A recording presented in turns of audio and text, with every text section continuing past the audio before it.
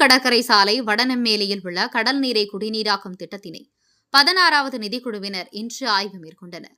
செங்கல்பட்டு மாவட்டம் மாமல்லபுரம் அடுத்த நெம்மேலி பகுதியில் சுமார் 1516 கோடி 82 லட்சம் மதிப்பீட்டில் கட்டி முடிக்கப்பட்ட புதிய 150 மில்லியன் லிட்டர் குடிநீர் வழங்கும் பணிகளை டெல்லியிலிருந்து மத்திய அரசின் 16வது நிதிக்குழு தலைவர் அரவிந்த் பனகாரியா தலைமையில் செயலர் லிவத்விக் பாண்டே, உறுப்பினர்கள் அனி ஜார்ஜ், அஜய் நாராயண் ஜா, மனோஜ் பாண்டே, அனி ஜார்ஜ் மேத்யூ, சௌமியா கண்டிகோஷ் உள்ளிட்ட 12 பேர் கொண்ட குழுவினர் 4 நாட்கள் பயணமாக தமிழகம் வந்தனர். அடுத்த 5 ஆண்டு பொருளாதார வளர்ச்சி மற்றும் வரி வருவாய் திட்டம் எப்படி இருக்க வேண்டும், எதற்கு முக்கியத்துவம் தர வேண்டும் என்பது தொடர்பான பல்வேறு தகவல்கள் மற்றும் அதற்கான தரவுகளை ஒவ்வொரு மாநிலத்துக்கும் சென்று இந்த நிதிக்குழு சேகரித்து வருகிறது.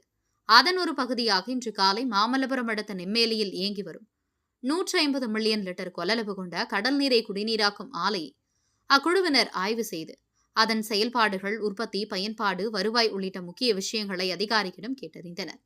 ஆய்வின் போது செங்கல்பட்டு மாவட்ட ஆட்சியர் அருண்ராஜ், மாவட்ட எஸ்பி சாய் பிரணீத் உள்ளிட்டோர் உடனிருந்தனர்.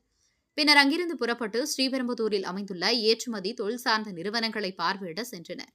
இதுகுறித்து அதிகாரி ஒருவர் கூறியதாவது: தமிழ்நாட்டை பொறுத்தவரை 9வது நிதிக்குழு பரிந்துரைப்படி தமிழ்நாட்டிற்கு 7.931% இருந்த நிதி பகிர்வு 15வது நிதிக்குழுவால் 4.079% குறைக்கப்பட்டது என்றும் தமிழகம் நிதி பெற துவங்கும் என்றும் அதிகாரிகள் தரப்பில் தெரிவிக்கப்பட்டது.